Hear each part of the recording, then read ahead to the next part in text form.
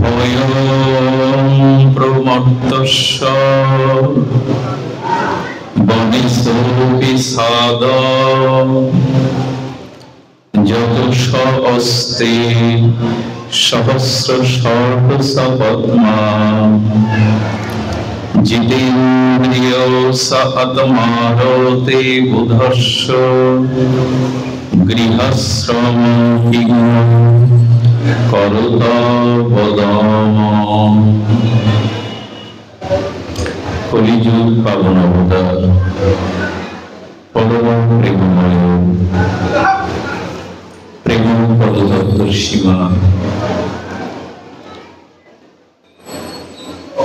অখিল পরাৎপর ভক্তবংশ কল্পতরু সর্বজীবের আশ্রয় স্বরূপ অকারণ করুণা করুণালয় শ্রী শ্রী শচীনন্দন নদিয়া বিহারী শ্রী গৌর হরি পতিত উদ্ধারণ পরম পাবন প্রেম চিন্তামণি দাতা শিরোমণি পরম কারণিক অক্রম পরমানন্দ দয়াল শ্রী নিতাই চাঁদের মহা অনুকম্পায় শ্রী শ্রী ব্রজ নবযুবদন্দ রাধা মাধবের অহিতহী করুণায় বঙ্গ বসুন্ধরার আজ শ্রাবণ সন্ধ্যায় অলিপুর মহাশ্মশান স্থিত মন্দিরে এই শ্রীমন্দিরের এই শ্রীনিকেতনের প্রতিষ্ঠা বার্ষিকী এই তিথিকে এই শুভ মাঙ্গলিক সময়কে স্মরণ করে আজকের এই সুমঙ্গল মাঙ্গলিক ভাগবতী ও ভক্তিযজ্ঞ অমৃত যজ্ঞের শুভ আয়োজন। এই পরম আয়োজনে শ্রীমন্দির শ্রী অঙ্গনে ভাগবত অধিবেশনে শ্রী হরিকথার শুভারম্ভে জীবন ধন জীবন সর্বস্ব প্রাতঃস্মরণীয় পরম বন্দনীয়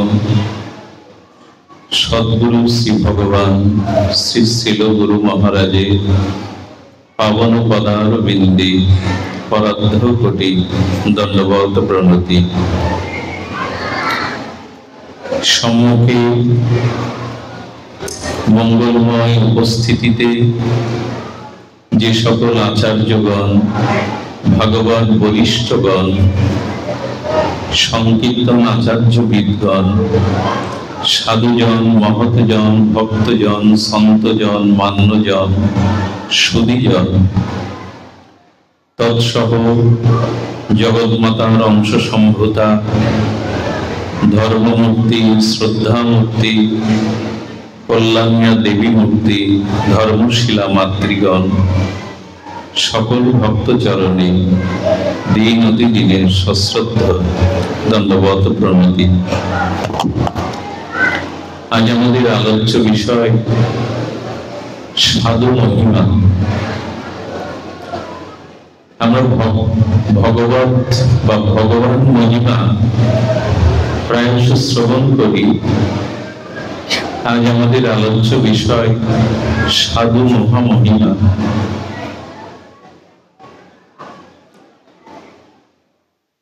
সন্ত সাধুজন মহৎজন তাদের শ্রীমহিমা কীর্তনের পূর্বে সকলের কাছে বিনীত অনুরোধ, একটু শান্ত পরিবেশ, নীরব পরিবেশ আমি আপনাদের কাছে আশা করি। জয় শ্রী রাধে।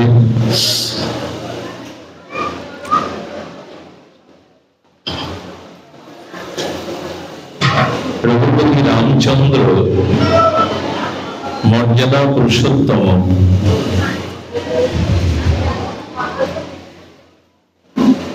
শ্রী ভগবানের কাছে দাস্য ভক্তের পরাকাষ্ঠা ভক্ত শ্রেষ্ঠ হনুমানজি প্রশ্ন করেছিলেন,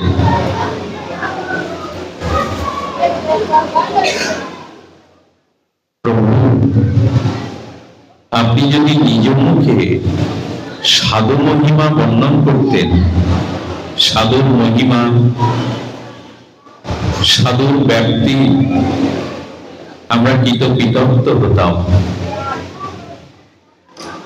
রঘুপতি রাজীবলোচন রামচন্দ্র বলছেন, সাধু মহিমা কীর্তন করবার মতো যোগ্যতা আমার নাই। ভগবান বলছেন, একবার দেবগণ সাধুর তত্ত্ব মহিমা জানার জন্য সভা ডেকেছিল। সেই সভাতে দেবগণ নির্ণয় করলেন যে সাধু মহামহিমা, সাধুর অনন্ত গুণাবলী কে প্রকাশ করবেন। সব দেবগণ মিলিত হয়ে সিদ্ধান্তে উপনীত হলেন, সৃষ্টিকর্তা প্রজাপতি সনক পিতা ব্রহ্মাই সাধু মহিমা কীর্তন করবেন, বর্ণন করবেন। তো ধ্যান দিয়ে শুনুন। প্রজাপতি চতুর্মুখ বেদবক্তা ব্রহ্মা এক কল্পকাল সাধু মহিমা বর্ণন করতে করতে তিনি ক্লান্ত হয়ে গেলেন, তার আয়ু ফুরিয়ে গেল। কিন্তু সাধুর অনন্ত মহিমা তিনি বর্ণনা বিশ্রাম করতে পারলেন না। দেবগণ ব্রহ্মা সহ বিবেচনা করে বললেন, শ্রী ব্রহ্মার চতুর্মুখ আর সৃষ্টিকার্যে উনি ব্যস্ত, কিন্তু দেবাদিদেব মহাদেব ভগবান শঙ্করের পঞ্চমুখ, তিনি সর্বদা সমাধি হরিকথায় মগ্ন থাকেন। ভগবান শিবের উপরে ভার পড়ল সাধু মহিমা কীর্তনে, সাধু অনন্ত মহামহিমা বর্ণনের। ভগবান শিব কল্পকাল ব্যাপী সাধু মহিমা বর্ণন করতে অসমর্থ হলেন। দেবগণ আবার সকলে সুচিন্তিত সুসিদ্ধান্ত দিয়ে বললেন, চার মুখে হলো না, পঞ্চমুখে সাধুর অনন্ত মহিমা বিশ্রাম হলো না, ষড়মুখ কার্তিককে দায়িত্ব দেয়া হলো। কার্তিকের 6টা মুখ, 6 মুখে তিনিও বর্ণনা করতে করতে ক্লান্ত হয়ে বললেন, সপ্ত সমুদ্রের জল একটি সমুদ্র পরিমাপ করা যায় না। একটি সমুদ্রের জল আর তার অনন্ত জলরাশি পরিমাপ করা যায় না। সপ্ত সমুদ্র কি করে সম্ভব? আমার দ্বারা সম্ভব নয়।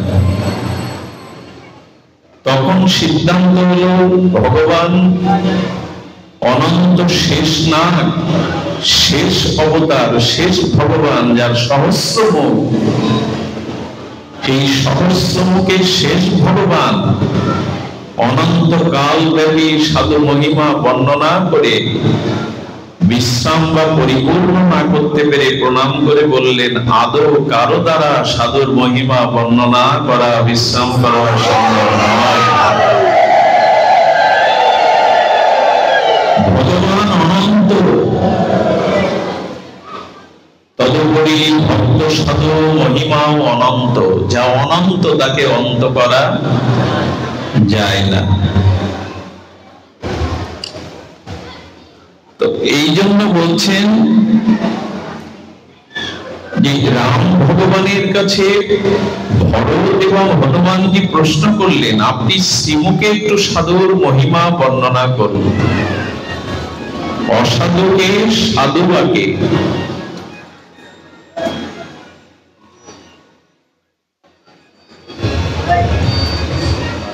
তো সেখানে রঘুপতি রাজীবলোচন রামচন্দ্র, রামচরিত মানসে তুলসীদাস গোস্বামী শ্রী রাম মুখে, রাঘবেন্দ্র সরকারের মুখে বলছেন, সাধু এবং অসাধু কেমন।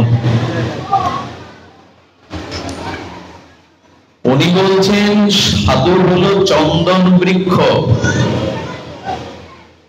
আর অসাধু হলো কুঠার, মানে কুড়াল।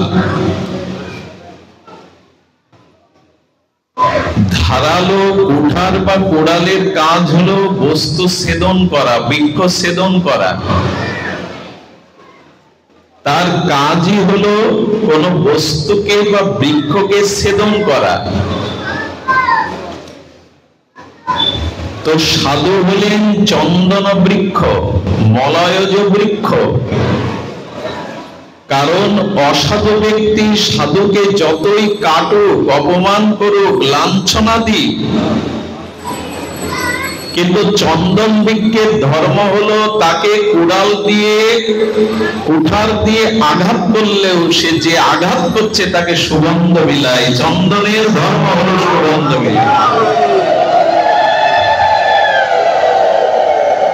সুগন্ধময় পবিত্র চন্দন বৃক্ষে কেউ যদি কুঠারে আঘাত করে, চন্দন বৃক্ষ তার সুগন্ধ বিতরণ করতে কি কার্পণ্য করে? সুগন্ধ দিয়ে দেয়। পৃথিবীতে সাধুদের উপরেই জগতে বেশি অত্যাচার হয়েছে, ভক্তদের উপরে অত্যাচার হয়েছে, কিন্তু হরিদাস ঠাকুরের মতো যারা অত্যাচার করে রক্তাক্ত করছে তাদেরও মঙ্গল চেয়েছেন সাধু, যে তাদের ক্ষমা করো, তাদের করুণা করো, তাদের কৃপা করো।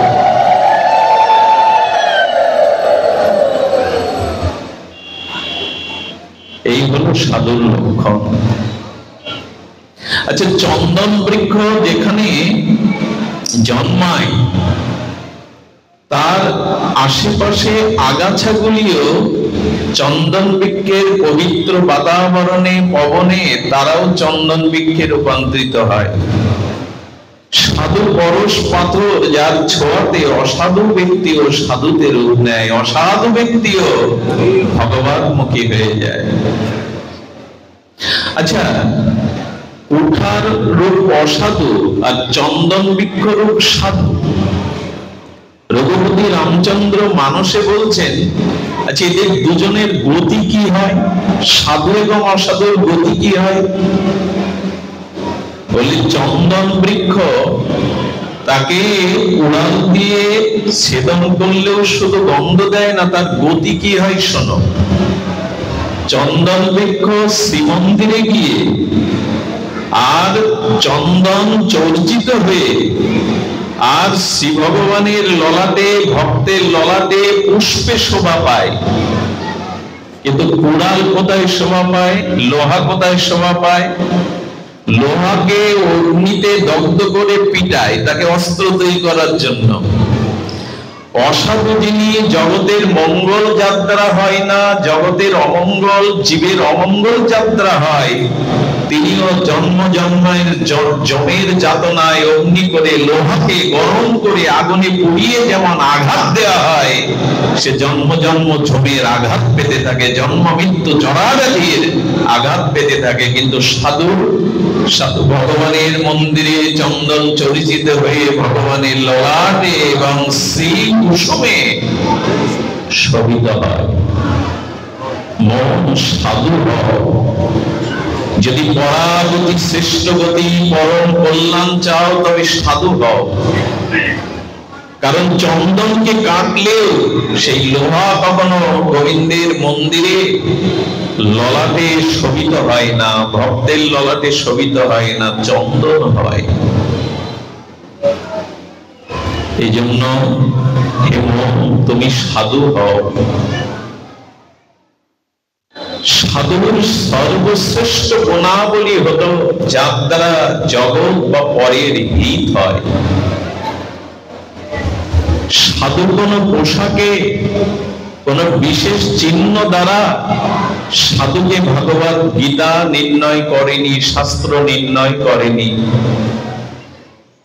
তিনি প্রকৃত সাধু, যার দ্বারা জগৎ জীবের কল্যাণ হয়, মানুষের হিত হয়, পরহিত হয়, ইনি সাধু। এই জন্য কোন ব্যক্তির পোশাক দেখে, কোন ব্যক্তির বাহ্যিক রূপ দেখে তাকে সাধু অসাধু নির্ণয় করবেন না। চিকাগোতে স্বামী বিবেকানন্দকে প্রশ্ন করা হয়েছিল, ভারতবর্ষ সাধুর দেশ, ঋষির দেশ, মুনির দেশ, শতকরা কত শতাংশ সাধু ভারতে? এই প্রশ্ন করা হয়েছিল।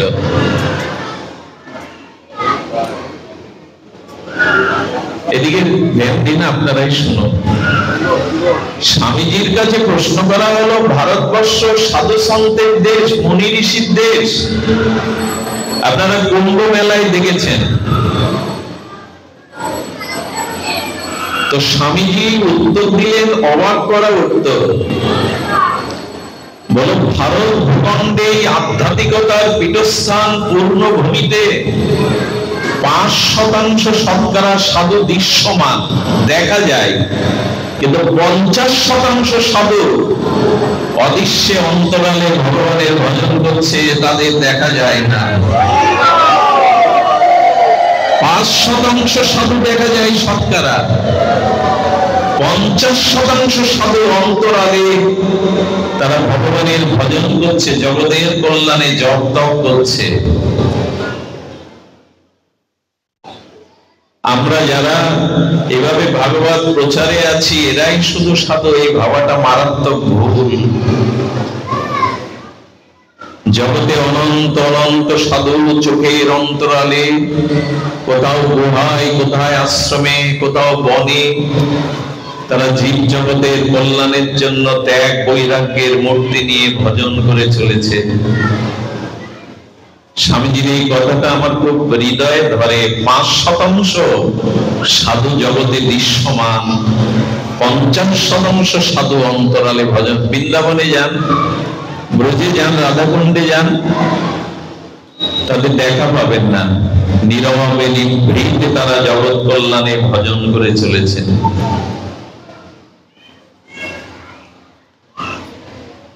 দেখুন, সাধু সঙ্গ যদি কারো হয়, সৌভাগ্যে ভ্রমিতে ভ্রমিতে কোন ভাগ্যবান জীব যদি সে সাধু সঙ্গ পায়, তবে সেই সাধু সঙ্গে, সাধু শ্রীমুখে হরিকথা প্রসঙ্গে আপনার জীবনে দুটি জিনিস আসবে। তো ধ্যান দিন, তাহলেই জানবেন প্রকৃত সাধু সঙ্গ হয়েছে।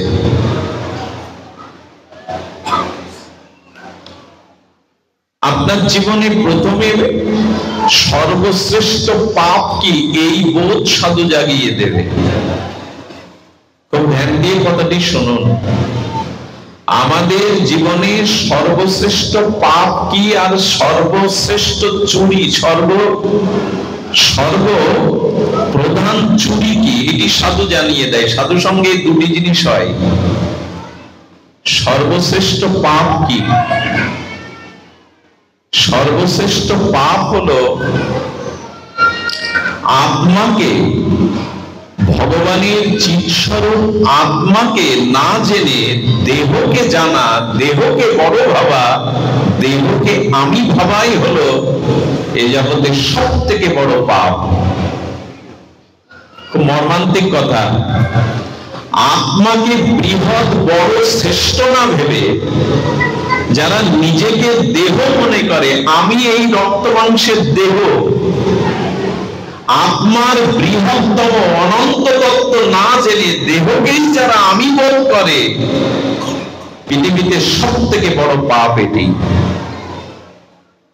তদুত্তরে আচার্যগণ জানিয়েছেন, পৃথিবীতে যত পাপ, যত অপরাধ সংগঠিত হয় সংসারে, ভোগ বিলাস, কাম, ক্রোধ, এটি আত্মাকে বৃহৎ বা আত্মতত্ত্ব না জেনে দেহকে আমি ভাবার কারণেই, এই দেহের সুখ ভোগ করার কারণেই এই সংসার, এই কাম, ক্রোধ, ভোগ, লোভ, লালসা, শুধু দেহকে আমি ভাবার কারণে। দেখুন, 100 বিঘা সম্পত্তি থাকলে, জমি থাকলে, সোনা দানা ব্যাংকে অর্থ থাকলেই সেটিকে বিষয় বলে না, এই দেহকেই বিষয় বলে। কারণ দেহ সুখের জন্য, বাড়ি গাড়ি জমি জমা টাকা পয়সা কাম ক্রোধ সব দেহ সুখের জন্য। তাই বিষয় সংসার অন্য কিছু না, আত্মাকে ভুলে, পরমাত্মা তত্ত্ব ভুলে যারা দেহতেই আমি বোধ করে, এটাই পৃথিবীর সর্বোত্তম শ্রেষ্ঠ পাপ। একথাই সাধুরা জানায়। তুমি দেহ নও, এই দেহ ভোগের জন্য তোমার মনুষ্য জন্ম হয়নি। তুমি নিত্য শুদ্ধ রুদ্ধ অজর অমর শাশ্বত চিন্ময় আত্মস্বরূপ। তুমি দেহ নও। সাধু সঙ্গ করে যদি আত্মবোধ না জাগে, জানবেন সাধু সঙ্গ হয়নি। আমরা দেহ সুখের জন্যই কত জন্ম কাটিয়ে দিলাম, দেহকে আমি ভেবে দেহাত্মবোধের জন্যই, দেহের সুখের জন্যই জীবনে কাল কাটিয়ে দিলাম। এটি মহামারী। আসলে পাপের পুত্রকে জানেন? পাপের অনেকগুলো পুত্র, তার প্রথম জ্যেষ্ঠ পুত্র হলো ভয়।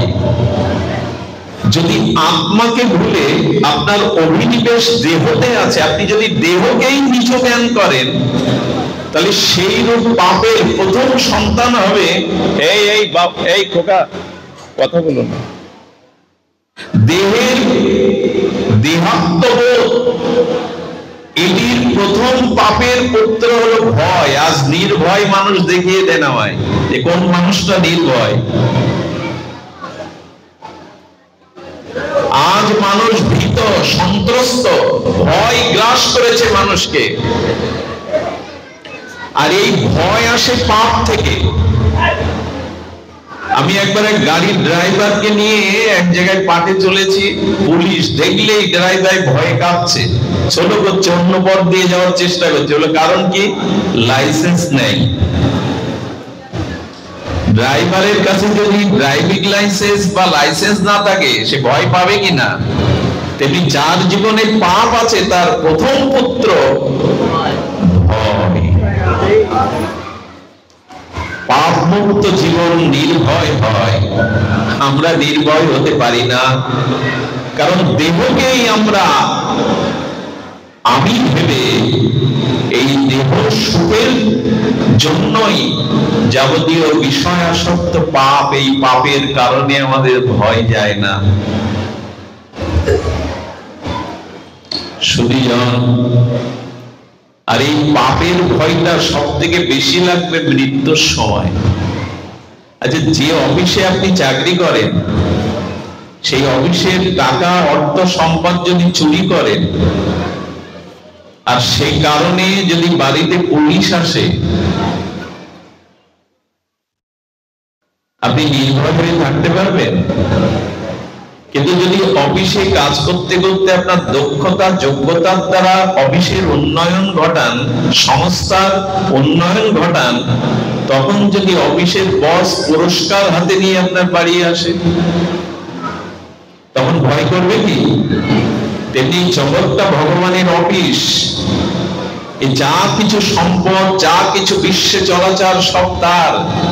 যারা এই অফিসে এসে আমরা চুরি করেছি তার সম্পদ, মৃত্যুর সময় তার সামনে পুলিশ লোক জম এসে দাঁড়াবে, তখন নির্ভয় হতে পারবেন না। ভয়টা অপেক্ষা করছে, মহাভয়, মৃত্যুর ভয়। কিন্তু যিনি সাধু, যিনি ভক্ত, যিনি দেহকে আমি বোধ করেননি, যিনি আত্মচিন্তায় নিজেকে কাটিয়েছেন, তিনি ঠাকুর হরিদাসের মতো মহাপ্রভুর চরণ বুকে নিয়ে শ্রীকৃষ্ণ চৈতন্য বলতে বলতে পরমানন্দে ভগবানের চরণে চলে যান। শেষের দিনে যাতে জুন দর্শন করে ভয় না হয়, এই জন্য আত্মচিন্তা করুন, দেহত্ববোধ পরিত্যাগ করুন।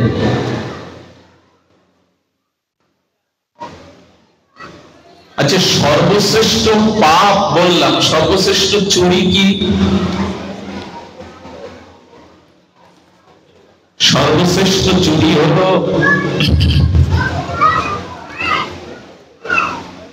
আত্মাকে না জানা, সংসারকে জানা, দেহকে জানা, আত্মতত্ত্ব না জ্ঞাত হওয়া, না জানাটাই হলো শ্রেষ্ঠ চুরি। কারণ আমি আত্মা, আমারই সম্পদ ভগবান, আমি ভগবানের চিন্ময় অংশ, অথচ আমি, দেহটা আমার নয়, দেহটা আমি নই, দেহটা আমার নয়। ওই বাচ্চাগুলিকে থামান না, কারা আছে ওই বাচ্চাগুলিকে থামান যারা খেলা করছে, সব নষ্ট করে দিল। পরের বস্তুকে নিজের বলে দাবি করাটা কি বলা হয়? দেহ আমার নয়। জল, মাটি, আগুন, বায়ু, আকাশ, এগুলি আমরা কেউ সৃষ্টি করিনি। এই পাঁচটা তত্ত্ব দিয়েই আমাদের শরীর তৈরি হয়েছে। আবার এই পাঁচটাতে এটি মিশে যায়। কিন্তু যারা দেহকে আমি ভাবে, আমার ভাবে, এটাই জগতের সর্বশ্রেষ্ঠ চুরি। চুরি করছে কিনা আমার মতো যারা? সাধুর সঙ্গে এই মহিমায় ব্যক্ত হয়। আমি আরেকটি অনুরোধ আপনাদের কাছে জানাবো, সাধু ভেদ করতে যাবেন না।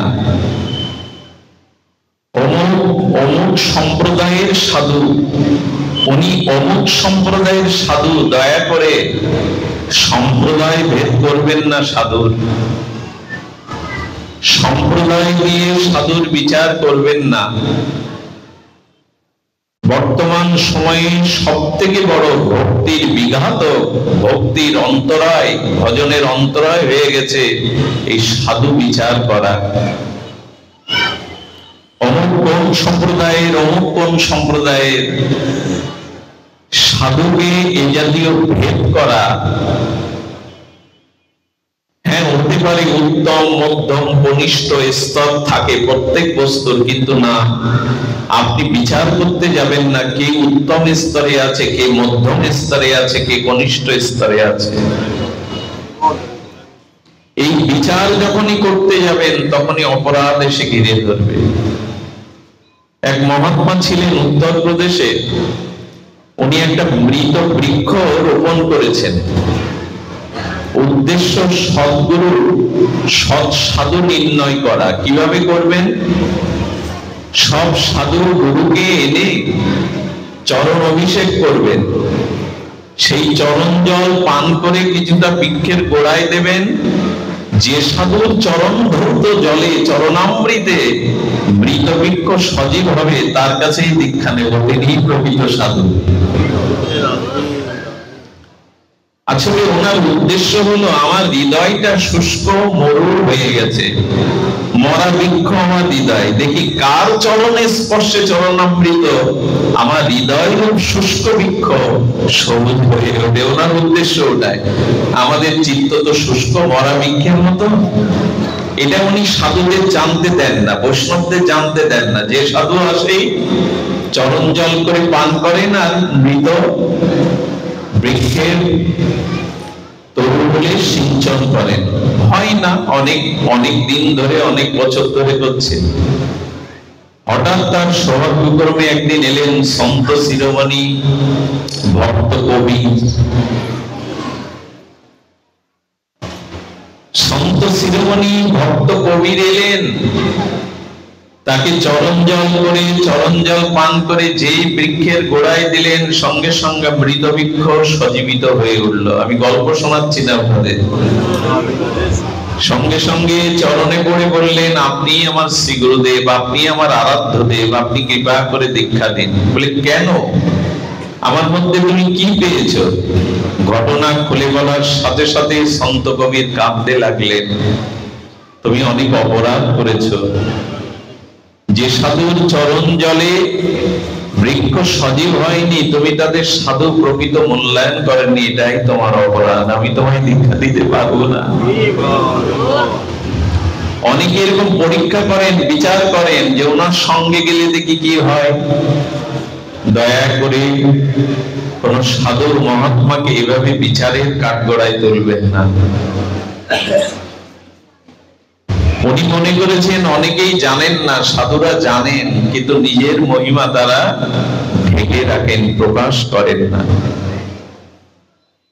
এই ব্যাসপীঠে বসেছি বলে যদি আমি মনে মনে দাবি করি আমি সাধু হয়ে পড়েছি, বক্তা হয়ে পড়েছি, বড় ভুল হবে গো। কত অন্তরালী কোন ঘরের কোণে লুকিয়ে ভজন করছেন, তার চিত্ত সমাহিত চিত্ত, তার চিত্ত অক্রোধ অকামী, তার দেহাবেশ নাই। এই জন্য দয়া করে এভাবে সাধুর বিচার করা উচিত নয়। সম্প্রদায়গত বা ছোট বড় এই ভেদ কখনো সাধুর করা উচিত নয়। সকলকে সাধু ভাবার মধ্যে দিয়ে ভজনের পুষ্টিতা পায়। দুগ্ধ পেলে, মাতৃদুগ্ধ বা গোদুগ্ধ পেলে যেমন মানুষের ভিতরে পুষ্টিতা আসে, সবাইকে সাধু ভাবতে শিখলে ভেতরে তাড়াতাড়ি পুষ্টিতা আসে, পুষ্টি আছে। বিচার করে আমি কি করব, আমার বিচার, আমার নীতি কতখানি যথার্থ এটা কি আমি জানি? আমি আমাকে সাধু করতে পারিনি, আমার চিত্তকে শুদ্ধ করতে পারিনি, আমি অন্য কতটা ছোট বড় সাধু কি করে বিচার করব? তাই বিচার বা কুতর্ক ছেড়ে দিয়ে সবার মধ্যে সাধুত্বকে দেখুন। পৃথিবীতে এমন কোন প্রাণী নেই যার মধ্যে কোনো গুণ নেই, কোন না গুণ আছে, ওইটাই দেখুন। আপনি যত অপরের গুণকে দেখতে থাকবেন, আপনার ভিতরে সেই গুণাবলীগুলো প্রকাশ হবে। আমাদের জীবনে যত দুঃখ, তার একটি মূল কারণ অপরের সাথে নিজেকে, নিজের স্তরকে ভেদ করা, বিচার করা। অমুক আমার থেকে বড়, আমি তার থেকে ছোট। অমুক সাধু আমার থেকে জগতে বেশি প্রচার পেয়েছে, আমি বেশি প্রচার পাইনি। এই যে অন্যের সাথে নিজের পার্থক্যটা যত করতে যাবেন, তত যন্ত্রণা, তত দুঃখ, হতাশা আপনাকে ঘিরে ধরবে। আরে সমাজে বিশ্বে কে কি হয়েছে তাতে আমার কি? নিজের সাথে অন্যের পার্থক্য বিচার করতে যাবেন না, গেলেই কিন্তু দুঃখ আপনাকে গ্রাস করবে। বরঞ্চ আমাদের আচার্যদের মতো ভাবতে থাকুন। একাদশীর দিনে রাধা কুণ্ডে ছিল গুরু মহারাজের পাদপদ্মে এক ভক্ত গিয়ে বলছে, বাবা একাদশীতে কি ভাবনা ভাববো যাতে একাদশী গ্রহণ করেন ভগবান? বলেন ওই একাদশী শব্দের মধ্যেই ভাবনাটা আছে, অর্থটা আছে। একাদশী, একাদশীর দিন ভাববে জগতে একা আমি দোষী আর সবাই নির্দোষী। এই ভাবনা ভাববো, তাহলে একাদশী করতে পারবে। এই জগতে আমি কেবল অসাধু আর সবাই সাধু। এই ভাবনাগুলো থেকে আমরা সরে এসেছি, কারণ পৃথিবী সৃষ্টির থেকে আজ পর্যন্ত পৃথিবীর অনেক বয়স হয়েছে। পৃথিবী ধীরে ধীরে প্রলয়ের দিকে, মহাপ্রলয়ের দিকে যাচ্ছে। তো ধ্বংসের আগে কিছু কারণ থাকবে। তো যে কোনো বস্তু ধ্বংসের পূর্বে কিছু কারণ থাকে। আজ পৃথিবীর সেই দশা। এ ধরিত্রী মা পাপের ভার আর বইতে পারছে না। এই পৃথিবীতে কত পর্বত শৃঙ্গ আছে, হিমালয় আছে। এই ধরিত্রী মা সবাইকে বহন করেন, কিন্তু ধরিত্রী কেঁদে ওঠেন বিশ্ববিধাতার কাছে, ক্রন্দন করেন যে পাপের ভার আমি বইতে পারছি না প্রভু, প্রলয়ের দ্বারা আমাকে মুক্তি দাও। এই জন্য আমরা ধীরে ধীরে ধ্বংস বা প্রলয়ের দিকে যাচ্ছি। আর সেই যাওয়ার কারণ হলো আমরা নিজেদের সাথে অন্যদের পার্থক্যটা নির্ণয় করে বসি। আপনার গুণ, আপনার কর্ম, আপনার চিন্তা চেতনা, শ্রীগুরু আশীর্বাদে আপনি যেখানে আছেন, অন্যের সাথে নিজের পার্থক্যটা বিচার করতে গেলেই দুঃখ, হতাশা ঘিরে ধরবে। সাধুর মহিমা আজকে আলোচনার প্রসঙ্গ। যেখানে ব্রহ্মা পারলেন না, ভগবান শঙ্কর পারলেন না, অনন্ত নাগ সহস্রমুখে পারলেন না, সেখানে আমাদের মতো নর্দমার কীটমে কীটের দ্বারা কি বা বর্ণন হতে পারে?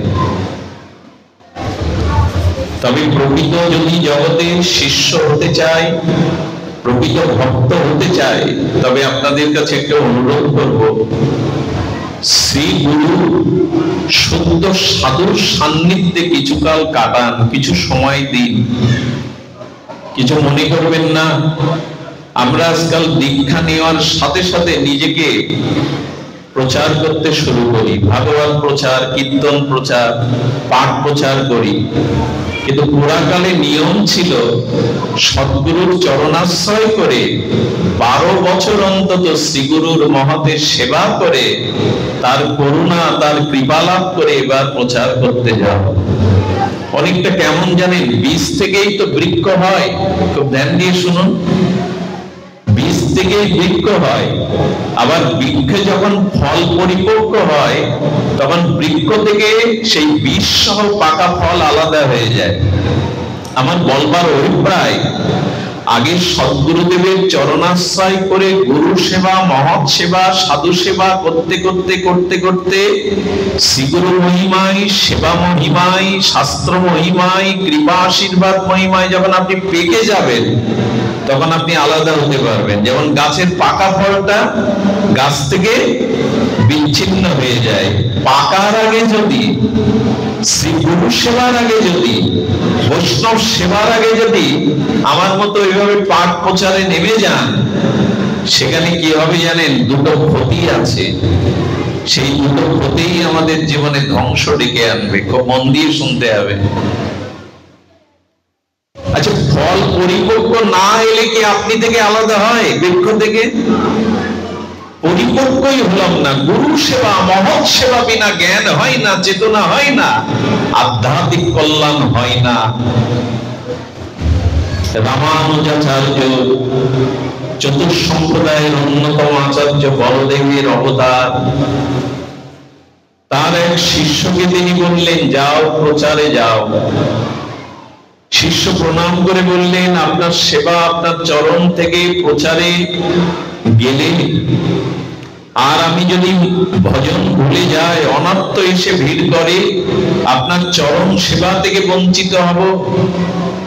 খুব মূল্যবান কথা, ধ্যান দিয়ে শোনার মতো কথা, চিত্ত দিয়ে শ্রবণের কথা। বললেন, আমি তোমাকে আশীর্বাদ করছি আর দুই নীতি বা নিয়ম বিধান তোমায় দিচ্ছি, তাহলে প্রচারে গেলে তোমার স্খলন হবে না, পতন হবে না। আমরা যারা নাম সংকীর্তন করি, ভাগবত প্রচার করি, তাদের জন্য কথাটা খুব গ্রহণীয়। সাধারণ কেউ বলছেন না, রামানুজাচার্য বলছেন। উনি বললেন, কেউ যখন গুরু আশীর্বাদে মহৎ সেবা, করুণা, কৃপা, শক্তি, আশীর্বাদ পেয়ে প্রচারে যাবে, তখন তার জীবনে দুটি জিনিস আসবে ধ্বংস করার জন্য, ভক্তি নষ্ট করার জন্য, নিজের পতন ঘটানোর জন্য। আমার মনে হয় লিখে নিতে হবে কথা দুটি হৃদয়ে। প্রথমে আসবে অর্থ, দ্বিতীয় আসবে সম্মান। যখনই আপনি গুরু চরণ ছেড়ে, বৈষ্ণব সেবা ছেড়ে প্রচারে বের হবেন, তখনই আপনার সামনে অর্থ ছুড়ে মারবে লোক, টাকা কোন দিক দিয়ে ছুড়ে মারবে আপনি আঁচলে কুড়িয়েও পাবেন না। আর এই অর্থ আর সম্মানই ভক্তি পথ থেকে মানুষকে বিনষ্ট করার, এর থেকে ব্রহ্মাস্ত্র আর এই জগতে হয়নি, হবেও না। যখনই সম্মানের কাঙাল হব, অর্থের কাঙাল হব, তখনই ভক্তি পথ। মা তার ছোট ছেলেকে খেলনা, মিষ্টান্ন সামনে দিয়ে রাখে ভুলিয়ে রাখার জন্য। মার তো সংসার কাজ আছে। সন্তান যদি খেলনা, মিষ্টান্ন, রঙিন কিছু পেয়ে মাকে ভুলে যায়, তো মা ভাবলো এবার সংসারের কাজ করতে পারবো। আর যে সন্তান খেলনা ভুলে গিয়ে আর মিষ্টি মিঠাই ছুঁড়ে ফেলে দিয়ে মামা বলে কেঁদে ওঠে, মা তখন ভাতের হাড়িটা নামিয়ে তাকে কোলে নিতে আসতে হয়। প্রচারকদের সামনে ভগবান প্রচার যারা করেন, হরিনাম সংকীর্তন প্রচার যারা করেন, ভগবান তাদের ভুলিয়ে রাখতে চান অর্থ দিয়ে, সম্মান দিয়ে, যে তারা আমাকে চায় না, এই দুটি জিনিস চায়। আজকের এই দুটি জিনিস থেকে যদি আমি মুক্ত না হতে পারি, জানবেন ভক্তি পথ অন্ধকার নেমে আসছে, ভজন পথ অন্ধকার নেমে আসছে। তবে এইটুকু ভরসা দিতে পারি, গুরু আশীর্বাদ বুকে নিয়ে, শ্রীগুরু মহিমা হৃদয়ে নিয়ে যদি সম্মান বা অর্থের কাঙাল না হয়ে এ পথে ছুটতে পারেন, তবে চাইলে যতটা পাওয়া যাবে তার থেকে কোটি গুণ বেশি ভরিয়ে দেবে ভগবান। চাইলে যা পাওয়া যাবে তার থেকে কোটি গুণ ভরিয়ে দেবে। এই জগতের একটা নিয়ম আছে, বিশ্বাসী নির্লোভী কর্মচারীর হাতে কোনো মহাজন চাবি দিয়ে যায় সিন্ধুকের, কিন্তু অবিশ্বাসী পুত্রের হাতে চাবি অনেক সময় পিতা দেয় না। যারা বিশ্বাসী কর্মচারী, বহুদিনের পরীক্ষিত বিশ্বাসী নির্লোভী, তাদের কাছে ক্যাশের চাবি দেয়, কিন্তু যে ছেলেটা বাবার বিশ্বাস অর্জন করতে পারেনি, পুত্রের হাতেও পিতা অনেক সময় সিন্ধুকের চাবি দেয় না। এই জগতে যারা চায় তারা কম পায়, যারা চায় না তাদের পিছনে এগুলি ছোটে। একটা সুন্দর ঘটনা ভক্তমালের মনে পড়লো। দেখুন, একবার এক তান্ত্রিক গুরু, তিনি জয়পুরে একটা রাজ্যে গেছেন। তখন জয়পুর নাম হয়নি, নামটা আমার স্মরণে নেই, জয়পুরের অন্য নাম ছিল। রাজস্থানের রাজধানী জয়পুর, গোবিন্দজি যেখানে আছেন, গোপীনাথ যেখানে আছেন। তো জয়পুরের মহারাজের সামনে তিনি অনেক অলৌকিক বিষয় দেখালেন। তান্ত্রিক গুরু, বহুরূপ ধরতে পারেন, তাকে গুরুরূপে বরণ করলেন। আর রাজা রাজগুরুর সম্মান দিয়ে তাকে সম্মান, অর্থ, সেবা দিয়ে ভরিয়ে রাখলেন রাজগুরু। ঠিক ওই সময় রামানুজাচার্যের এক শুদ্ধ ভক্তির প্রচারক, তার শিষ্য জয়পুরে গিয়ে এক জঙ্গলের মধ্যে আগুন জেলে ভজন শুরু করলেন। ভজন ছাড়া তো তারা অন্য কিছু বোঝে না। এই ভজন প্রভাব থেকে ওই তান্ত্রিকের কিছু শিষ্য তান্ত্রিককে বলল, আপনার পালা শেষ। আরে রামানুজাচার্যের পরম শিষ্য আচার্য এসেছেন, ওনার প্রভাব আপনার থেকে অনেক বেশি। রাজা যদি ওনার ভক্তি মহিমা জানতে পারে, আপনাকে আর রাজগুরু রাখবেন না। ওই যে বললাম, পাপ থাকলে ভয় হয়। 50 জন পাঠিয়েছেন গুরুদেব, যাও বিতাড়িত করে দাও, জয়পুর থেকে খেতিয়ে দাও। বলে, ওটা সাধু, এখানে তোমার জায়গা নেই, এই রাজ্যে তোমার জায়গা নেই। বলে, 5 কিলোমিটার দূরে এই রাজ্যের বাইরে, ওখানে গিয়ে ভজন করে, এখানে আমাদের প্রভুই সব। উনি তখন করলেন কি জানেন? রাত্রিবেলা তো অন্ধকার, যে আগুন জ্বালিয়েছিলেন, হরিনাম করতে করতে সেই আগুনগুলো আঁচলের মধ্যে নিয়ে দিলেন কাপড়ে। অন্ধকারে পথ চললে কি করে? যখন আগুন কাপড়ে নিয়ে এলেন, কাপড় পড়ছে না, তখন এই 50 জনের চোখ ছানা ভরা। তাহলে এই তো আমাদের গুরুদেবের থেকে, আরে যার কাপড় পরে না আগুন, এসে কেমন সাধু?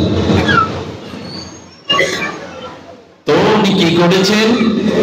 উনি সেই 5 কিলোমিটার রাজ্যের বাইরে এসে উনি ভজন করছেন ওনার মতো, অন্তর মনা হয়ে ভগবানের চরণ চিন্তা করছে, হরিনামে মত্ত। শ্রী গুরুদেবের কাছে, ওই তান্ত্রিক গুরুদেবের কাছে যখন এই কথাটি গেল যে উনি আগুন আঁচলে বেঁধে নিয়ে গেছেন কিন্তু কাপড় পরেনি, তান্ত্রিক গুরু ভাবতে পেরেছেন, একবার যদি ওনার মহিমা প্রকাশ হয়, আমাকে খেলিয়ে দেবে রাজা। আসন কে ছাড়তে চায়? উনি কি করেছেন জানেন? ভয় দেবে বলে পরের দিন রাত্রে, উনি তান্ত্রিক গুরু, অনেক মহিমা জানতেন, অনেক অনেক কিছু তার, ওই যে অনিমা, লহিমা, গরিমা অনেক কিছু আছে, ছোট হতে পারে, বড় হতে পারে, ভাসতে পারে।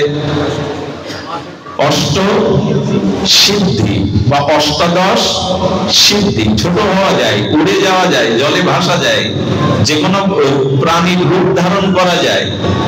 তো তান্ত্রিক গুরু বলেছে কি, ওনার সামনে সিংহ হয়ে ওনাকে ভয় দিতে এসছে যাতে চলে যায়। উনি তো ভগবানের চিন্তা করছেন।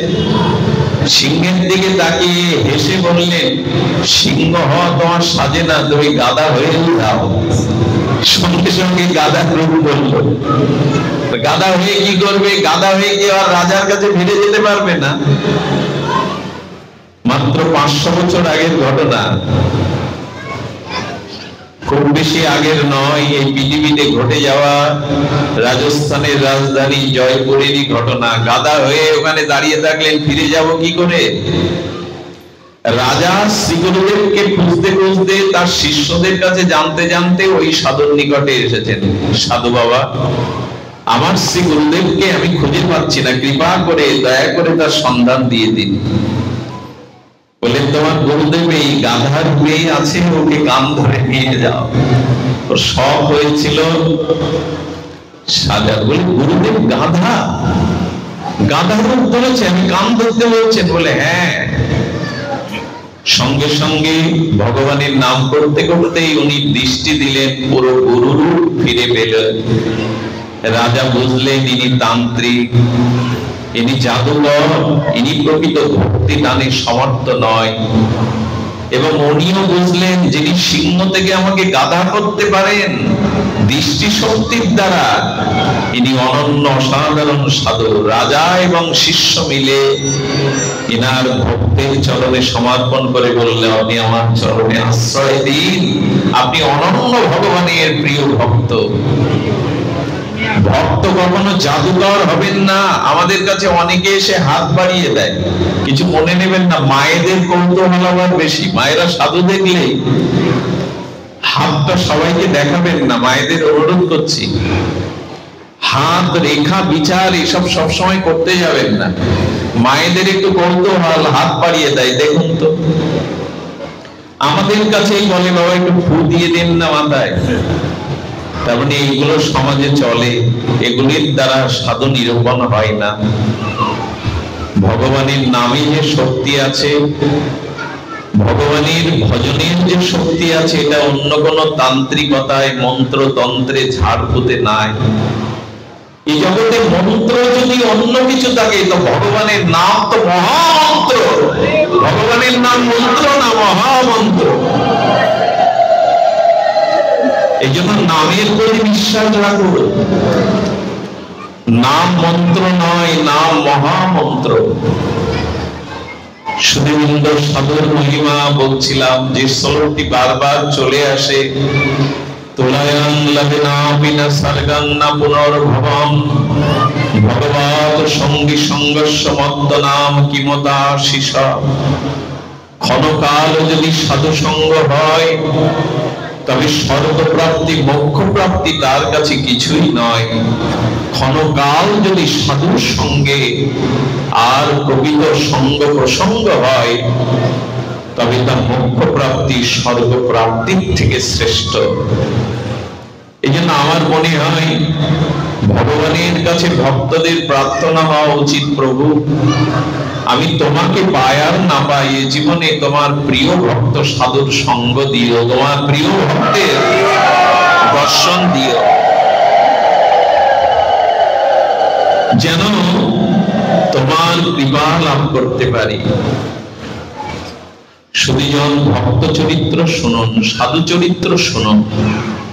প্রেম নিধি ভক্তবান গ্রন্থটি ঘরে রাখবেন, চোখ বুলিয়ে নেবেন।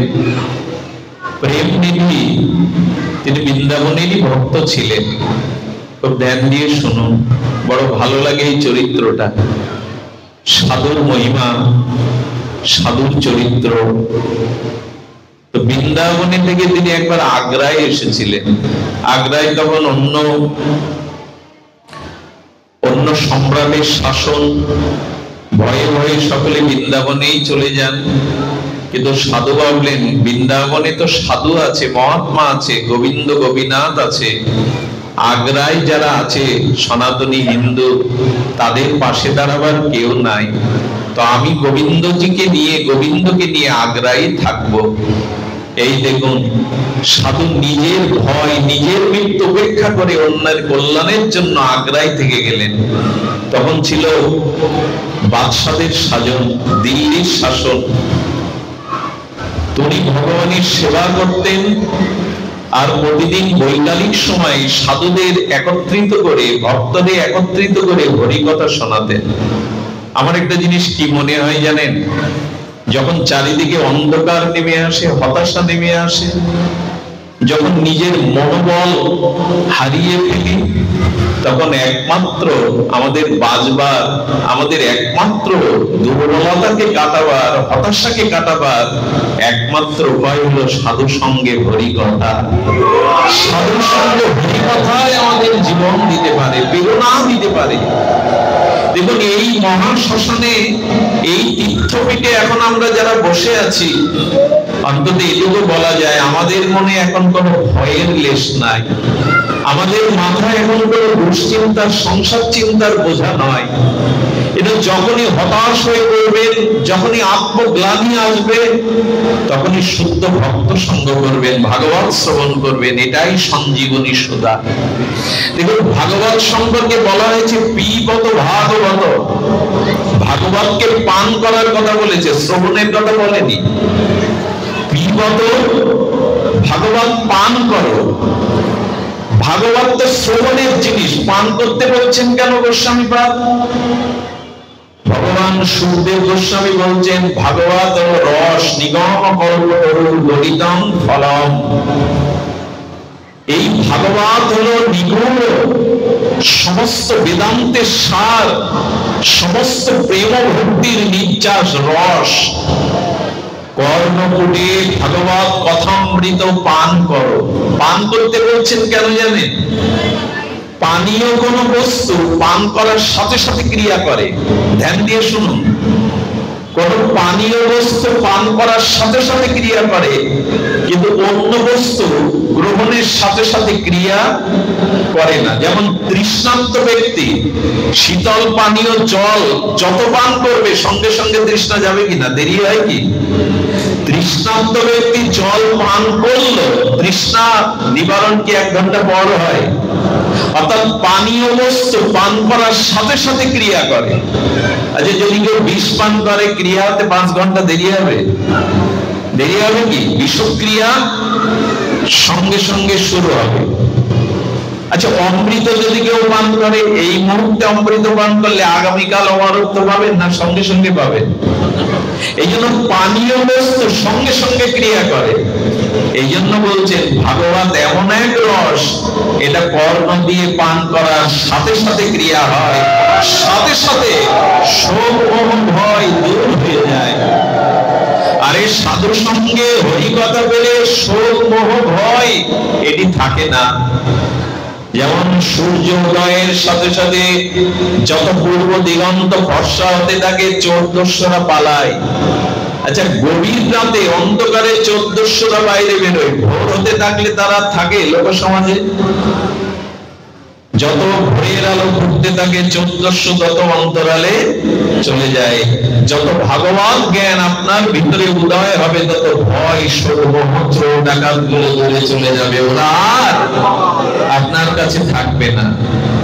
এই জন্য দয়া করে সাধুর সঙ্গে হরিকথা প্রসঙ্গ শুনুন, এটাই শোক মোহ ভয় দূর হওয়ার একমাত্র উপায়। কারণ সাধু সঙ্গে হরিকথা যেখানে হয়, ওখানে হনুমানজি থাকেন, অলক্ষ্যে অনেক মহাত্মারা আসেন, তাদের কৃপা দৃষ্টিতে মানুষের শোক মোহ ভয় থাকে না। এই জন্য আমাদের উচিত সাধু সঙ্গ করা। প্রেম নিধি তিনি বসে বসে আগ্রায় ঠাকুরের সেবা করেন, আর বৈকালিক সময় সমস্ত যারা আগন আসেন সকলে আশ্রমে বসে হরিকথা ভাগবত শোনান। কিন্তু একদল মানুষের দৃষ্টি গেল, এই সাধুর এখানে এত লোক জড়ো হয়, একত্রিত হয়, কিছু মনে করবেন না, সৎ কাজে বেশি বাধা। যারা সৎ কাজ করেন সমাজে, দেখবেন তারাই বেশি বাধাগ্রস্ত হয়। এই জগৎটা এখন এমন হয়েছে, পরের উপকার পরের কল্যাণ করতে গেলেই আপনি ভেসে যাবেন। রাস্তায় জল জল বলে চিৎকার করে মনুষ্য ব্যক্তিকে জল দিলে যদি জল খেয়ে মারা যায়, থানায় আপনাকেই নিয়ে যাবে। এই জলের সাথে আপনি কিছু তাকে খাইয়ে মেরে ফেলেছেন। পথে একটা মানুষকে জল দিতে গেলেও ভয় হয়, যদি থানায় গিয়ে আমাকেই তো জবাব দিতে হবে। ট্রেনে বাসে বুকে ব্যথা উঠেছে, কোন হার্টের পেশেন্টকে যদি হাসপাতালে ভর্তি আপনি করতে যান, দয়া দেখাতে যান, সে মারা গেলে আপনাকেই ধরবে। কি হয়, আপনি কেন তাকে এনেছেন?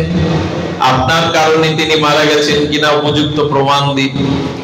অর্থাৎ মানুষের উপকার করতে গেলেও সমাজ ব্যবস্থা এখন যেখানে গেছে সেখানে একটা জটিল অবস্থা। তার মানে এই নয় পিছিয়ে আসবেন না। শত বাধা থাকলেও, শত কলঙ্ক, শত অপমান থাকলেও কাজ করে যান। স্বামী বিবেকানন্দকে ঠাকুর রামকৃষ্ণ পরমহংস বলেছিল, নরেন সন্ধে এই জগতে মানুষ হয়ে যখন এলি একটা দাগ রেখে যা। আজকের এই শ্মশানটা দেখছেন, যারা কমিটি এই ঐকান্তিক প্রচেষ্টায় অর্থ সামর্থ্য দিয়ে প্রতিষ্ঠানটা গড়েছেন, আমি সকলের নাম জানি না, আমাদের জয়দেব দাদা সহ তার আনুষঙ্গিক এই মন্দিরের সেবকবৃন্দ যাদের ঐকান্তিক ঘাম ঝরা প্রচেষ্টায় অর্থে হয়েছে, এই হলো দাগ রেখে যাওয়া। ওরা থাকবে না শত বছর পরে, কিন্তু এই মন্দির দাঁড়িয়ে থাকবে যুগ যুগান্তর, সাক্ষী দেবে এই মানুষগুলো ত্যাগ। ঠাকুর বললেন একটা কিছু করে যাও, বাধা তো থাকবে, বাধা অনেক থাকবে, কিন্তু তারপরেও কাজ করে যেতে হবে। তো সেই মুসলিম শাসকের কাছে দরবারে নালিশ উঠলো, আর মেয়ে ছেলে রমণীরা পুরুষরা একত্রিত বসে জটলা পাকায়, বিকালে আপনি এর বিচার করুন, আপনি এর বিচার করুন। এভাবে চলতে থাকলে তারা রাজ ষড়যন্ত্র করছে কিনা হিসাব নিন। আর যারা অনেক সময় শাসন ক্ষমতায় থাকে, অনেকেই কথা শুনেই মাথা গরম করে, বিচার করে না। মধ্যরাত্রে প্রেমনিধি তিনি ভগবানের জন্য এক গ্লাস শীতল জল রেখে দেন, যদি রাত্রে জল পিপাসায় হয় ভগবানের। আমরা রাখি তো, কেমন সেবা দেখুন, রাত্রে এক গ্লাস জল রেখে দেয়, যদি প্রভুর পিপাসা লাগে সেই জলটা কেবল তুলসী দিয়ে নিবেদন করতে যাবে, সম্রাটের সেনারা এসে তাকে তুলে নিয়ে গেল।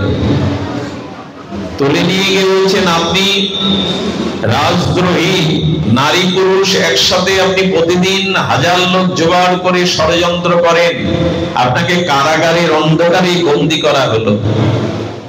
কারাগারের মধ্যে গেছে, তার মনে তখন কষ্ট নাই। কষ্ট কি জানেন? আজকে জলটা তোমায় সেবা দিতে পারলাম না, নিবেদনিত করতে পারলাম না, এই ভেবে কাঁদছে।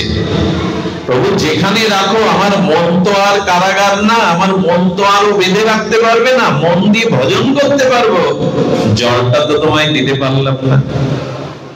একটা কথা আপনাদের বলি, কথাটি কঠিন সত্য হলেও মেনে নেওয়া ছাড়া উপায় নাই। এই সংসারের যাদের আপনজন ভাবেন, তারা কতক্ষণ আপনার প্রিয়, কতক্ষণ আপনার আপনজন জানেন। যখন আপনি অসহায় হয়ে পড়বেন, আপনি সবকিছু হারা হবেন, ওদের জন্য আর কিছু করতে পারবেন না, তখন ওরা আর আপনার প্রিয় থাকবে না, মুখ ফিরিয়ে নেবে। এই হলো জগতের নিয়ম। কিন্তু ভগবানের নিয়ম কি জানেন?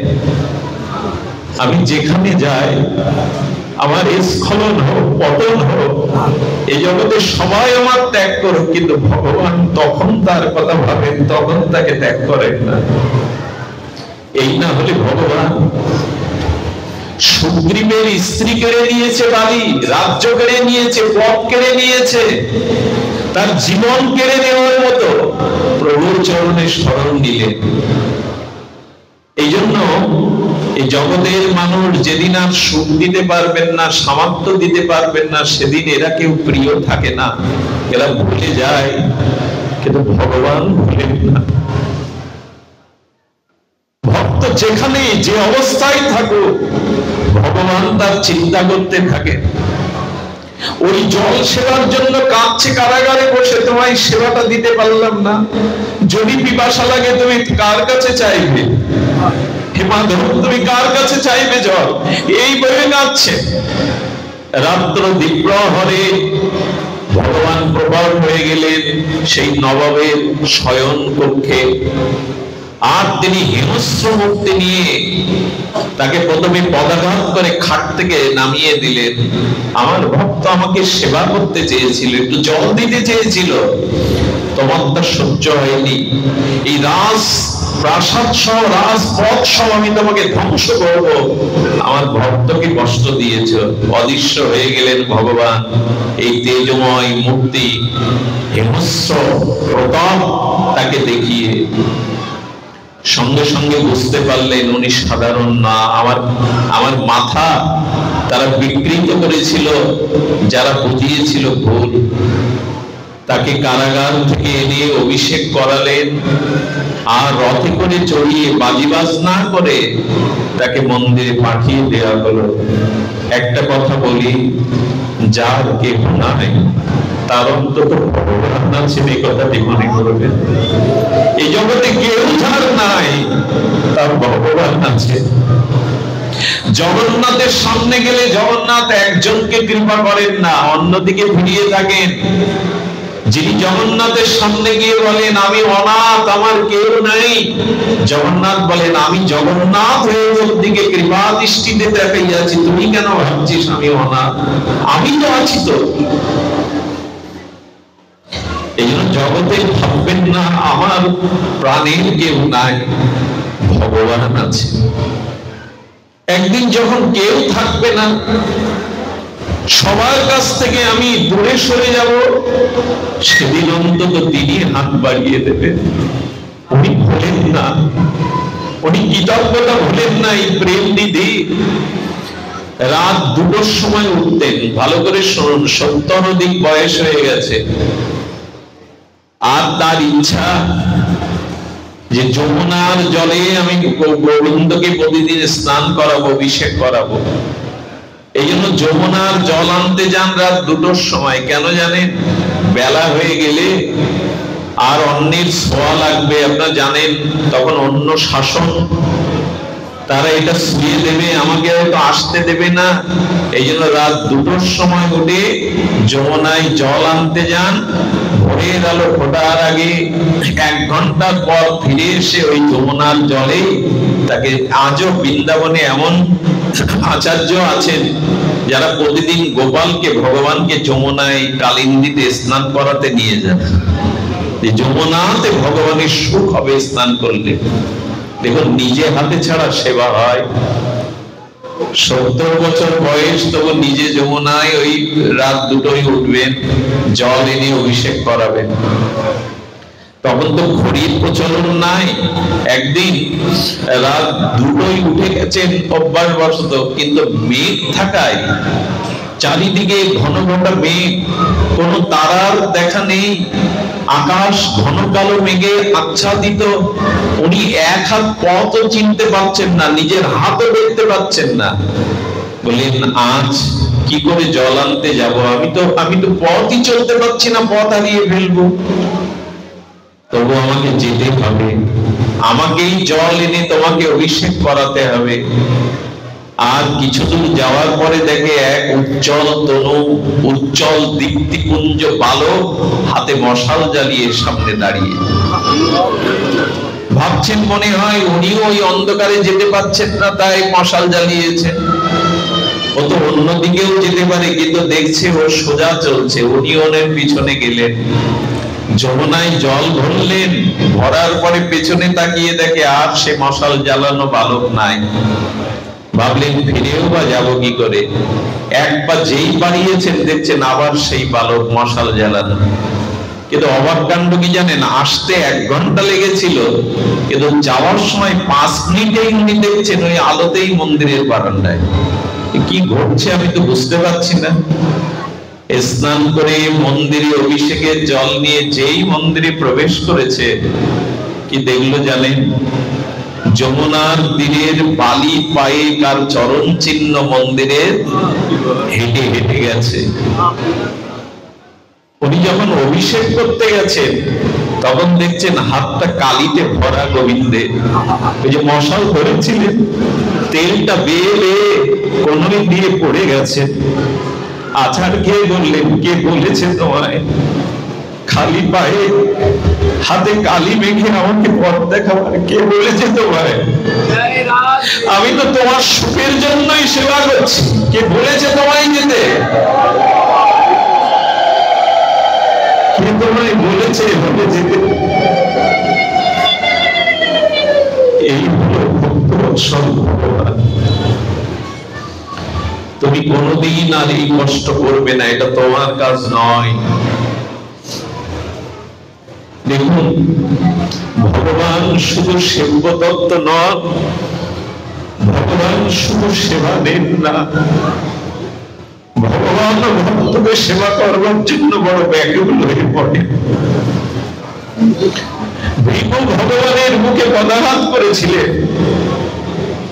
ভগবান ভৃগুকে বলেছিল, ভৃগু আমি ভগবান, আমার বক্ষটা পাথরের থেকেও পাষাণ, কিন্তু তুমি ভক্ত, তোমার চরণটা কুসুমের থেকে কমল, ব্যথা লাগেনি তো ভৃগু?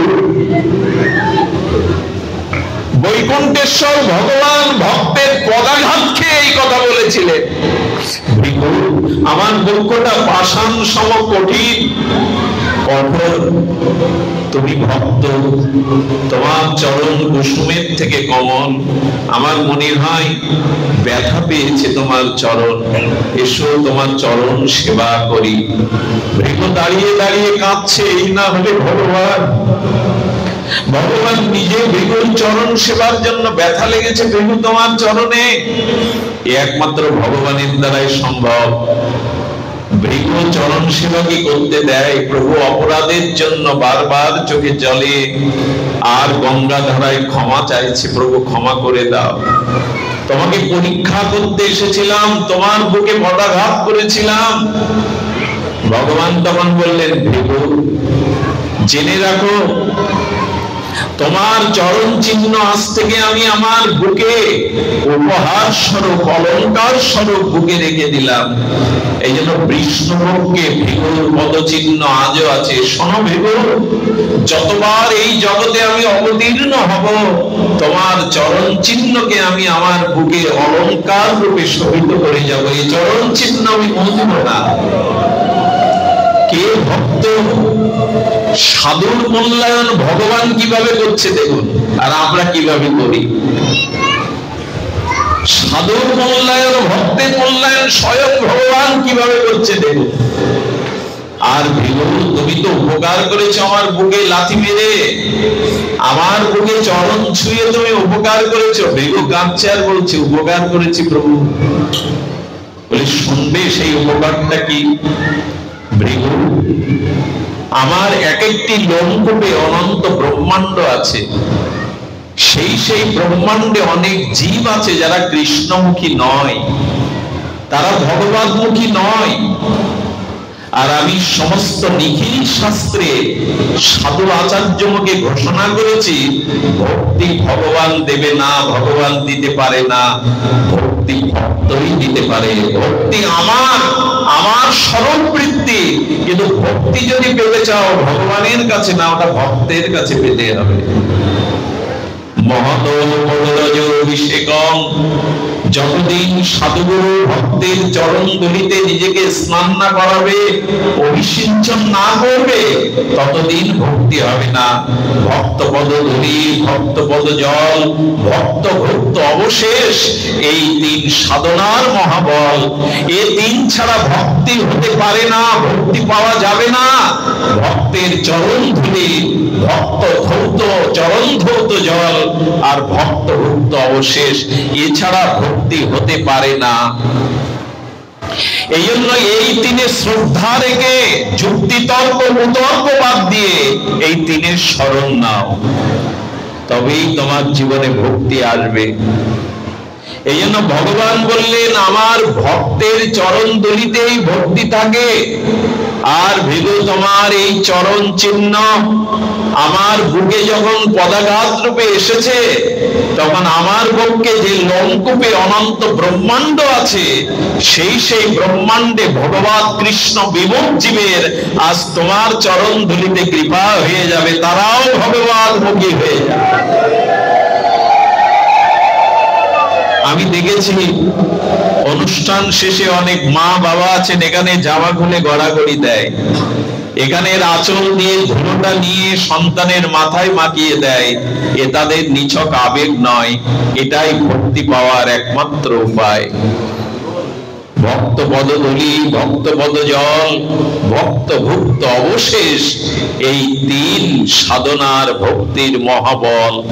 কুতর্ক রেখে যারা এই তিনের শরণ নেয় তাদেরই তো ভক্তি হয়। আচ্ছা, ভক্তের মহিমা আরেকটু যদি এগিয়ে বলি তবে শুনুন। বহুবার আস্বাদন হয়েছে, তবু তৃষ্ণা মেটেনি। তৃষ্ণা শান্তি নয়, তৃষ্ণা বাড়ে নিরন্তর। আপনাদের জানা আছে ভগবানের বাল্য সখা বন্ধু সুদামা বিপ্র দ্বারকায় গিয়েছিলেন, একথা সকলের জানা। আর সেদিন গোবিন্দ দ্বারকাধীশ স্বয়ং ভগবান সুদামার চরণ জলটা স্ত্রীদের দিয়ে করাননি, নিজে করেছিলেন। করেছিলেন কিনা? আচ্ছা, যার কাপড় ছেঁড়া, পায়ে কোনো জুতা নেই, পাদুকা নেই, তার চরণ জল গোবিন্দ নিজে করছেন। কি শিক্ষা দিচ্ছেন? জগৎগুরু ভগবান শ্রীকৃষ্ণ শিক্ষা দিচ্ছেন, সাধুর চরণ জলে আমারও লোভ আছে, তোমাদের কি গো? আমি ভগবান, আমারও লোভ আছে। আর সুদামার চরণ জল করে গোবিন্দ মাথায় তুলে দিলেন। এই দেখুন, নিজের শিক্ষক হয়ে আচার্য হয়ে শিক্ষা দিচ্ছেন। রুক্মিণী সত্যভামাকে বললেন, এই চরণ জল পান করো, তাহলে তোমাদের প্রেম ভক্তি হবে। আর একটা কথা আপনাদের বলি, সাধু ভক্ত যখন বাড়ি আসে তখন বিরক্তি বোধ করবেন না। দোকানে যেতে দেরি হবে, অফিসে যেতে দেরি হবে, কি বা চেয়ে বসবে, কোন বা অনুষ্ঠানে চাঁদা নিতে এলো, এইসব ভাববেন না। কারণ সাধু বেশে ভক্ত যদি গৃহে আসে তাহলে জানবেন কোন না, আচ্ছা তার ভিতরে সাধু তো না থাক, আপনার শ্রদ্ধাই যদি তাকে সাধু মনে করেন, আপনার শ্রদ্ধাই কল্যাণ হয়ে যাবে। সাধু এলে মুখ কালো করবেন না, অন্তত শ্রদ্ধা জানিয়ে তিনটে জিনিস তাকে দেবেন। এটা কাঙাল ভিখারির ঘরেও আছে, মিষ্টি কথা, এটার জন্য পয়সা লাগে না। আর একটু বলতে হবে, একটা আসন বাড়িয়ে দিয়ে বসুন, আর পারলে এক গ্লাস জল তাকে দিন। আচ্ছা, এই তিনটে সামর্থ্য সকলের আছে কিনা বাবা? কাঙালেরও আছে কিনা? একটু মুখের মিষ্টি কথা, একটা আসন, আর এক গ্লাস জল, এইটি অন্তত তো আশা করা যায়। তো সেই সাধু আজকে চরণ জল করে পান করে রুক্মিণী সত্যভামা প্রেয়সী প্রেষ্টাদের বলছে, প্রেয়সীদের বললেন, শোনো আমার বন্ধু, আমার বান্ধব যতদিন এই গৃহে থাকবে তোমাদের মুখে যেন হাসি না ফোরায়। আমরা আমাদের সহধর্মীদের বলি তো, গুরুদেব এসছে, সাধু এসছে, তোমার মুখ যেন কালো না থাকে। কৃষ্ণ বলছেন রুক্মিণী সত্যভামা জাম্ববতীকে।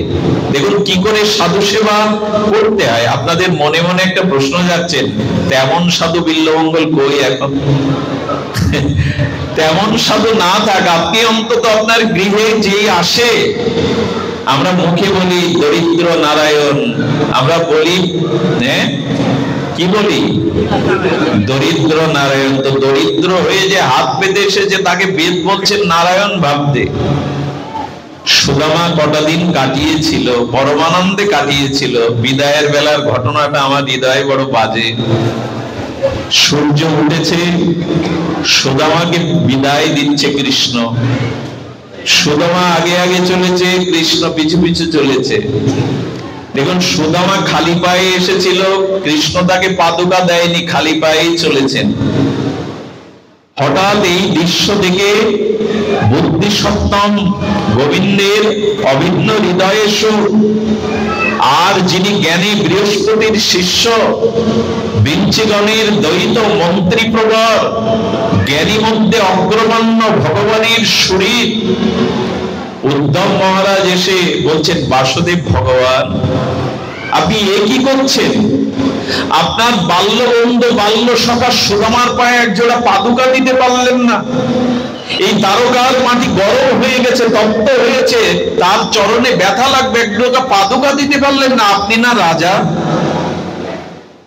আচ্ছা, আপনার তো অনেকগুলো রথ, আপনি রথে করে তো পৌঁছে দিতে পারতেন। এই খালি পায়ে আর এই শরীর নিয়ে কতটা পথ হেঁটে যাবে? একদিন 2 দিন লেগে যাবে। আপনি তো একটা রথ দিতে পারতেন। বাসুদেব উদ্ধবের হাতটা জড়িয়ে ধরেছেন। আহা, এবার মার্মিক কথা গো। উদ্ধবের হাত জড়িয়ে ধরার সাথে সাথে দ্বারকাধীশ ভগবানের চোখ সজল হয়ে গেছে। উদ্ধব, আমি কাল সারা রাত ঘুমাইনি, কেন জানো? আমার সুদামা চলে যাবে বলে, বিদায় নেবে বলে। আমিও তোমার মতো ভেবেছিলাম একটা পাদুকা তারে পরাবো, আমি রথে করে তাকে পৌঁছে দেব, কিন্তু দেইনি। আমি কেন জানো? আমি সমস্ত ভাগবত শাস্ত্রকে বলেছি, সেই স্থান ততদিন তীর্থ হবে না, পবিত্র হবে না, যতদিন কোন ভক্তের ধুলি ওই স্থানে না পড়বে। আমার দ্বারকা ধাম বটে, কিন্তু আমার দ্বারকার মাটি ধন্য হলো আজ সুদামার মতো ভক্তের চরণ ধুলি করে, চরণ করে আমি যদি পাদুকা দিতাম, আমার দ্বারকার মাটি ধন্য হতো না, আর সুদামার চরণে স্পর্শ দ্বারকার মাটি পেত না। অনুভবটা কোথায় চিন্তা করেছেন? দ্বারকাধীশ পারতেন না একজোড়া জুতো পরিয়ে দিতে, পাদুকা পরিয়ে দিতে? সুদামার চরণ স্পর্শ করে আমার দ্বারকার মাটি আজ ধন্য হলো, ভগবান বলছেন। আচ্ছা, রথ দাওনি কেন? কেন দেইনি জানো? রথে উঠলেই তো আমার চোখের আড়াল হয়ে যেত আমার বান্ধব। রথে উঠলেই তো আমার চোখের আড়ালে চলে যেত। তাই যতদূর চোখ যায় আমার প্রিয় বন্ধু ভক্তকে দেখবার জন্য আমি তাকে রথে চড়াইনি। যতদূর চোখ যায় ততদূর যেন আমি তাকে দেখতে পাই। এই হলো ভগবানেরও ভক্তের প্রতি শ্রদ্ধা। যদি বলেন এত আবেগ দেখাচ্ছ কেন, চোখে জল ফেলছ কেন, এটা আসল মাতানোর কথা নয়। স্বয়ং ভগবানের অনুভূতি এই যে দ্বারকা ধাম, তবু এই মাটি মৃত্তিকা ধূলিকণা ধন্য হবে যদি ভক্তের চরণে স্পর্শ করে। এই মাটি ধন্য হবে আমার নয়ন যদি আমি ভক্তকে দর্শন করতে পারি। বিশ্রাম কথা বলেই আজকের পাঠ বিশ্রাম করি। রামকে নিয়ে হতে রূপ সনাতনকে কৃপা করেছিলেন মহাপ্রভু। আমার এবার কয়েকটা দিন ভারতবর্ষে পাঠে আমি ওই জায়গাটায় যাওয়ার ভাগ্য পেয়েছিলাম। মহাপ্রভু রূপ সনাতনীকে রামকে নিয়ে একবার যাবেন। এটা মালদা থেকে কিছু পথ যেতে হয়, ঘন্টাখানিক। মহাপ্রভু এখানে 4 দিন ছিলেন। রূপ সনাতনকে কৃপা করবার জন্য এখানে গিয়েছিলেন। যেখানটায় উনি চরণ রেখেছিলেন সেই চরণ চিহ্নটা আজও আছে ওখানে। মহাপ্রভুর চরণ চিহ্ন এই এক জায়গায় আছে, অনেক জায়গায় আছে, তার মধ্যে অন্যতম। প্রভু যে কদম্ব বৃক্ষের তলে দাঁড়িয়েছিলেন আজও সাক্ষী রূপে তা বেঁচে আছে। রূপ সনাতনকে কৃপা করবার জন্য 4টি দিন রামকেলিতে অবস্থান করেছিলেন মহাপ্রভু। গৌর মণ্ডলের মধ্যে একটি অন্যতম ভূমি। তো রূপ সনাতনকে কৃপা করার পরে তারা জানেন হোসেন শাহ রাজ কর্মচারী হয়েও সর্বস্ব ত্যাগ করে চলেছিলেন সনাতন। এই সনাতন যখন কাশীতে গিয়ে উপনীত হলেন বারাণসীতে, তখন তপন মিশ্র আলয়ে চন্দ্রশেখর ভবনে মহাপ্রভু ছিলেন। মহাপ্রভু বলছেন চন্দ্রশেখরকে, চন্দ্রশেখর দেখো তো তোমার গৃহে বৈষ্ণব এসেছে, তাকে আহ্বান করে নিয়ে এসো। চন্দ্রশেখর বাইরে গিয়ে ঘুরে গিয়ে মহাপ্রভুকে বলছেন প্রভু কোন বৈষ্ণব দুয়ারে আসেনি। বলে কাউকে দেখনি? বললেন এক মুসলিম দরবেশ দাঁড়িয়ে আছে। অর্থাৎ সনাতন গোস্বামী দাঁড়িয়ে হয়ে গেছে, চোখগুলো প্রায় কতদিন স্নান করেনি, আর দেখে মনে করেছেন ইনি মুসলিম দরবেশ। বললেন প্রভু বৈষ্ণব তো দেখলাম না। বলে যাকে দেখেছো তাকে নিয়ে এসো সম্ভাষণ করে। সনাতন অবনত মস্তকে করজোড়ে ধন্যের প্রধান এরা এরা জগতের অন্যতম আচার্য হয়েও, মহাপ্রভুর প্রিয়র পরিকর বর্জ্য হয়েও, সর্বস্বামীর অন্যতম আচার্য বর্জ্য হয়েও এদের ধন্য দেখবার মতো, শেখবার মতো, জানবার মতো, অনুকরণ করবার মতো। সনাতন ভয়ে ভয়ে যাচ্ছে না, অবনত মস্তকে আছেন। মহাপ্রভু সনাতনকে দেখেই এসে আলিঙ্গন করতে যাবে। প্রভুকে দেখেই বলছেন, ছুঁয়ো না প্রভু, আমাকে স্পর্শ করলে তোমার এই পবিত্র তত্ত্ব প্রেমময় কাঞ্চন অঙ্গ কলুষিত হবে, আমাকে ছুঁয়ো না প্রভু। বারবার সনাতন পিছিয়ে যাচ্ছে তার স্বভাবত দন্যে। প্রভু আমি অস্পৃশ্য, আমি পামর, আমার হেন এত পাপিষ্ঠ এই ত্রিভুবনে পাবে না, প্রভু আমাকে ছুঁয়ো না। এই দেখুন ভক্তের দন্য। মহাপ্রভু এগিয়ে আসতে আসতে বলছেন, সনাতন, সনাতন কেন দন্য করছো, এসো। মহাপ্রভু সেই সময় একটি ভাগবতের শ্লোক বলেছিলেন। মহাপ্রভু বলে চলেছেন, জিহ্বা ফলং তাদিশ কীর্তনহি, হে সনাতন, তোমার মতো ভক্তের মহিমা কীর্তন করাই হলো জিহ্বার ফল লাভ। যেখানে দেখবেন শুধু ভগবানের কথা হয়, ভক্ত কথা হয় না, ওখানে ভগবান প্রসন্ন হন না। বললেন তোমার মতো ভক্তের গুণকীর্তন করাই হলো জিহ্বার ফল লাভ। আর বললেন চক্ষু ফলম দর্শনহি, তোমার মতো ভক্তকে দুচোখ ভরে দর্শন করাই এ চোখের ফল লাভ। এই চোখের সার্থকতা তোমার মতো ভক্তকে দর্শন করা।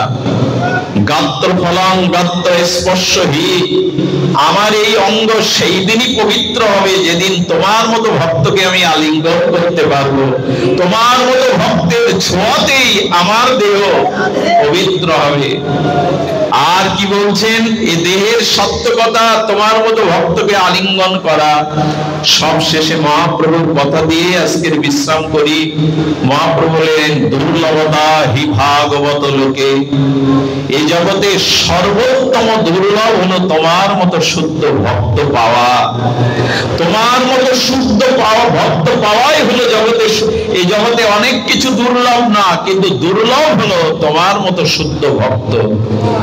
আজ এটাই আমরা হৃদয়ে নিয়ে যাই। যেদিন সাধু সঙ্গ হবে, ভক্ত দর্শন হবে, ভক্ত গুণকীর্তন হবে, জানবেন ভগবান অনেক আপনার নিকটে চলে এসেছে। এই জন্য সাধু সঙ্গ, সাধু মহিমা, সন্ত মহিমা, এগুলি আমাদের ভক্তি দিতে পারে, করুণা দিতে পারে। আসুন ভগবানের কাছে প্রার্থনা করি, প্রভু তোমাকে পায় আর না পায়, তোমার কোন প্রিয় শুদ্ধ ভক্তের সঙ্গ যেন এই জন্মে পায়। তোমাকে পায় আর না পায়, তোমার প্রিয় ভক্ত সঙ্গ যেন এই জন্মে পায়। সুধীবৃন্দ, এই মন্দির, এই শ্মশান শ্রীমন্দির কমিটি অনুষ্ঠানের যে আজকের আয়োজন করেছেন শ্রাবণের এই ঝড়ো ঝড়ো দিনেও,